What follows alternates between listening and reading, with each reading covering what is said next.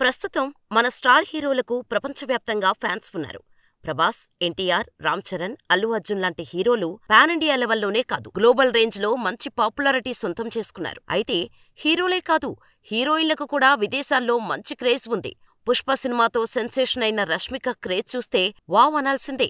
ఇండియాలో అంటే రష్మికకు super craze ఉంది. కానీ జపాన్లో రష్మిక క్రేజ్ కు షాక్ అవ్వాల్సిందే. తాజాగా క్రంచీరోల్ యానిమే అవార్డ్స్ లో భారత్ తరపున పాల్గొనేందుకు జపాన్లోని టోక్యో వెళ్లింది రష్మిక మందన. గ్లోబల్ ఈవెంటుగా జరుగుతున్న ఈ అవార్డ్స్ కార్యక్రమంలో మన దేశం నుంచి రష్మిక రిప్రజెంట్ చేస్తోంది. ఈ గౌరవం దక్కిన ఏకైక నటిగా రష్మిక నిలిచింది.